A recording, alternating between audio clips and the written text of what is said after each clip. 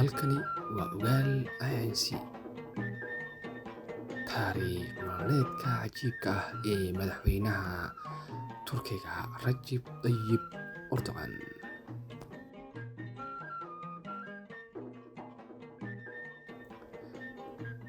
Recep Tayyip Erdogan oo dhalasho ahaan ka soo jeeda magaalada Rize ee caasimadda u ah gobolka Rize ee bariga Turkiga. Waxa uu ku dhashay xaafadda Kasımpaşa ee magaalada Istanbul 26 February sanadii 1954. Waxa uu carruurnimadiisa ku soo qaatay magaalada Rize, halkaas oo aabihiis ka mid ahaa shaqaalaha ilaalada xeebaha. 13 jirkiisii ayaa qoyskiisii dib ugu soo laabteen magaalada Istanbul. Maadaama uu ka soo jeeday qoys sabool ah, waxa uu Recep Tayyip Erdogan bilaabay in uu sharaabka liinta iyo sisinta ku iibin jiray waddooyinka magaalada Istanbul. Waxa uu waxbarashadiisii dugsiga hoose dhexe ku soo qaatay dugsiga Kasımpaşa Biala Primary Secondary School sanadii 1965.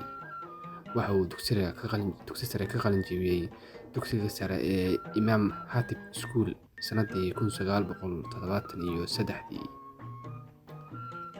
Recep Tayyip Erdogan waxa uu shahaadooyin kale ka helay koorsooyin waxbarasho kale. Waxa uuna diblooma ka qaatay dugsiga sare ee Ayub. Sanadii 1981 ayuu ka qalin jebiyay kulliyadda dhaqaalaha iyo cilmiga maamulka ee jaamacadda Marmara University ee ku taalla magaalada Istanbul. Waxa uu xubin ka noqday ururka ardayda Turkiga ee loo yaqaan National Turkish Student Association. Recep Tayyip Erdogan oo muddo 15 sano ah ku soo dhex jiray siyaasadda, waxa uu xilka ra'iisul wasaaraha hayay muddadii u dhaxaysay sanadii 2003 ilaa 2014. Waxa uu mar ku soo noqday ama uu ahaa duqii magaalada Istanbul sanadii 1994 ilaa 1998.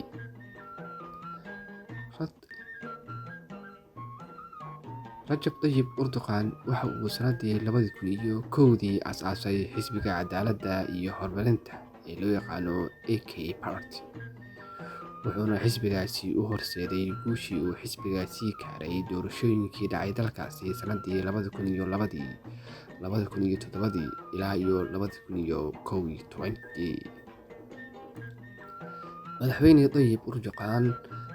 Tayyip Erdogan intii uusan siyaasadda soo dhex gelin, waxa uu ahaa ciyaartooy ka tirsan naadiga kubadda cagta ee Kasımpaşa Spor oo la aasaasay sanadii 1921, kana mid ahaa kooxihii heerka koowaad ee ka dhisan cariga Turkiga.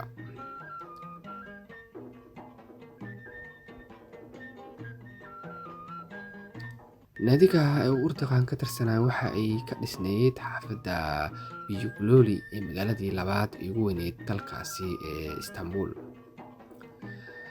Recep Tayyip Erdogan waxa uu masraxa siyaasadeed ka soo muuqday markii isaga iyo Abdullah Gül aasaaseen xisbiga Islaamiga ah ee AK Party sanadii 2001. Xisbiga AK Party waxa uu ku guuleystay doorashooyinkii dhacay sanadii 2002, iyadoo Abdullah Gül uu ku guuleystay xilka ra'iisul wasaaraha, waxa uuna markii dambe noqday madaxweynaha Turkiga. Tallaabadaasi waxay gogol xaar u noqotay Recep Tayyip Erdogan oo qabtay xilka ra'iisul wasaaraha bishii Maarso ee sanadii 2003 ilaa 2014. Waxa uu bishii 15 Julaay sanadii 2016 ka badbaaday afgembi dhicisoobay oo ay sarkaal militari doonayeen inay xilka kaga tuuraan madaxweyne Erdogan, balse shacabkii Turkiga ayaa si xoog ah u difaacay madaxweynaha Turkiga ee Erdogan. Isku daygii afgembigaasi waxaa lagu dilay in ka badan 300 oo qof, iyadoo in ka badan 2100 oo kalena lagu dhaawacay. Dhismooyin dowladda ay dhismooyin dowladeed ayaa la burburiyey, waxaana hawada laga soo duqeeyey qasrigii madaxtooyada iyo dhismaha baarlamaanka ee dalkaasi. Waxaa afgembiga kadib la xiray ugu yaraan 40,000 oo qofood oo isugu jiraan ugu yaraan 10,000 oo askari, 15 shaqaale caafimaad, iyo 2,745 garsoore maxkamadeed, iyadoo 160 shaqaale ah shaqada dowladda laga ceyriyey. Dowladda Turkiga waxay shirqoolkaasi ku eedeysay Sheikh Fethullah Gulen oo musaafir ahaan ku nool dalka Mareykanka, balse Gulen waa uu beeniyey inuu ku lug leeyahay afgembigaas.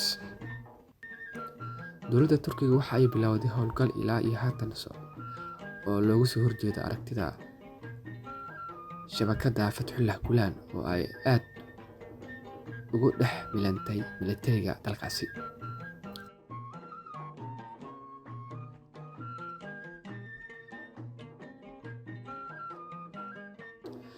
Madaxweyne Erdogan waa xaasle aabbo u ah 4 carruur ah, 2 wiil iyo 2 gabar, waxa uuna awoow u yahay ilmaha ay ubadkiisa sii dhaleen. Allah ha naxariistee, aabihiis Ahmed Erdogan waxa uu geeriyooday sanadii 1988 halkii hooyadiisii Tanzila ee Erdogan dhashay ay geeriyootay da'deedu markay ahayd 88 jir sanadii 2011. waad ku mahadsantahay daawashada. Haddii aad ka heshay ama waxaad ka faa'iiday, fadlan subscribe iyo saar.